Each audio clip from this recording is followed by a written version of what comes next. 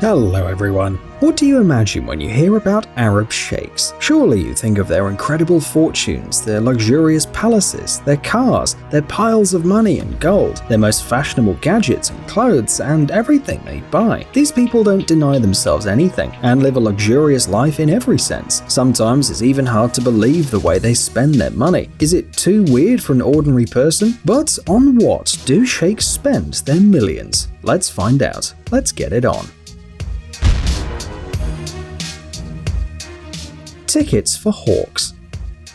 No doubt hawks are the favorite bird of many sheikhs, but how can you take your favorite pet to another country? You can't simply use a little cage for this purpose, because the birds will become uncomfortable. But why use a cage when you can afford an entire plane, or at least buy 100 seats? For example, the prestigious company Qatar Airways allows to carry up to 6 hawks in economy class, but Etihad Airways only allows 1 bird to be carried free of charge. The rest will have to buy a ticket. But how is that a problem for people who roll in money? Moreover, the airline gives a special green passport to each hawk to ensure their safety. Just imagine a whole plane full of hawks. And this really happens. In 2017, there was a photo on Reddit of dozens of hawks traveling in a regular passenger plane.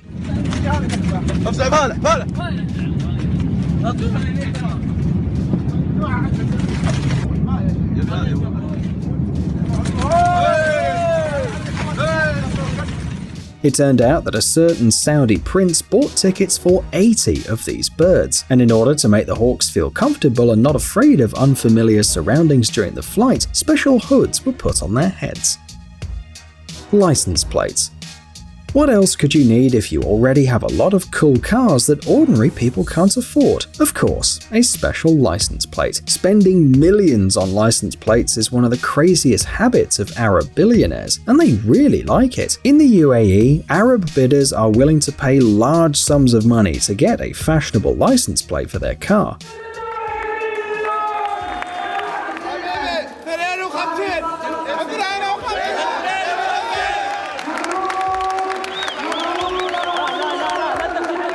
In fact, you could buy an expensive car for your family using the money the sheikhs spend on just a number plate for their cars. For example, businessman Arif Ahmad Al-Zaraoni from the UAE bought a license plate at an auction in Sharjah for 18 million Emirati dirham, which is about $5 million. The amount for the metal plate with the number 1 was 18 times higher than the initial price, and according to Al-Zaraoni, he purchased the registration plate for personal use and is not going to resell it. The businessman specifically came to the auction for this number because he always wanted to be in first place. Luxurious weddings.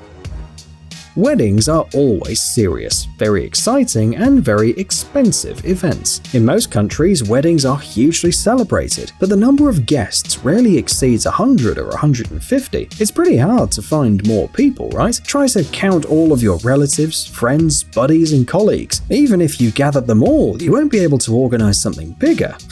Not in the Emirates. Local rich people arrange weddings that can only be described as grandiose, and the number of guests is incredible. Wedding events last for a week, and it's a matter of pride. Sheikhs spend millions on decorations, entertainment for guests, and food. In fact, you could organize 10 regular weddings for the same price that an average Arab billionaire spends on his daughter's marriage. It's understandable. They want all the best for their daughter, but just imagine all the things that they could have done with that money. By the way, rich Arabs in the West are also very generous when it comes to spending money on weddings. As you see, traditions are very important in this side of the world. The tallest buildings.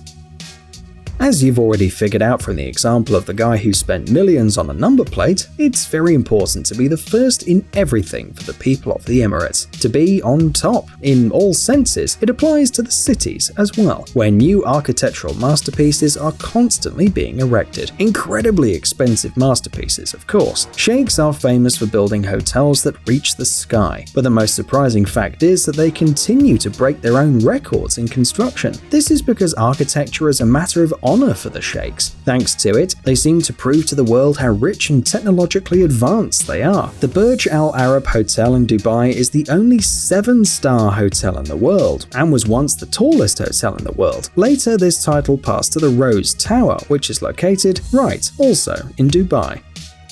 Horses. It's probably no secret that sheikhs love horses and know a lot about them. Arabian horses have been famous beyond the Arabian Peninsula since centuries ago. These fast and exceptionally tough horses became the brand of the Emirates long before the word brand appeared, as well as the Emirates. It's not surprising that horses here are treated with the utmost respect, and absolutely unrealistic amounts of money are spent on them. For example, in the park near Al Qasr Hotel, you can find a herd of magnificent gilded horse statues. These statues represent the images of the sheikh's stables inhabitants in full size. Each sculpture was created from life, and the models were real sheikh's horses. Just imagine how much that cost.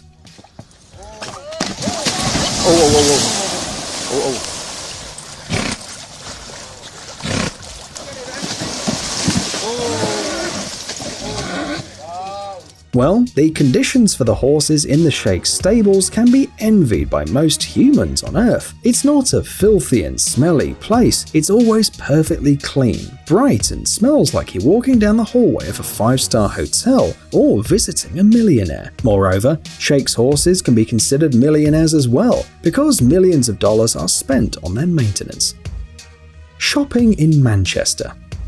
The English city of Manchester is a favorite destination for rich Arabs. This may seem strange, but according to some reports, about 60,000 people from Saudi Arabia, Kuwait, Qatar, and Iraq visit Manchester each year, and each of them spends a lot of money during their stay in England. But why are all of these rich people crazy about Manchester? Well, there are several reasons. One of them is that there are several exotic shops in the city, but the most important thing is that the high-end shops are located within walking distance from hotels. That's why rich people prefer Manchester to London, where they have to spend way too much time on the road. But that's not the only quirk. They pay hundreds of pounds for an extra room to store things that they bought while they were in town. You heard right, a separate room only for purchases. A manager at a Manchester hotel reported that a family from the Emirates used the entire hotel storage area for their newly purchased items. Of course, everything was from luxury shops like Louis Vuitton and Alexander McQueen. Also, these shopaholics rented another room for £180 a night, which is about $230 to store their designer shoes, clothes, and jewelry. Wow, that's what it means to be serious about shopping. We wonder if sheikhs choose only luxury suites for their purchases, or are standard rooms okay for them?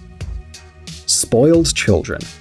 The children of Arab sheikhs born into luxury and wealth are forced to abide by mandatory rules. These are the traditions of the country, you know. Nevertheless, often young people treat their parents' money as a bottomless pit. It's something they don't have to work for because they're used to the fact that money has always been there. Since childhood, sheikhs' children get used to having exclusive objects, rare breeds of animals, and the coolest high-tech innovations.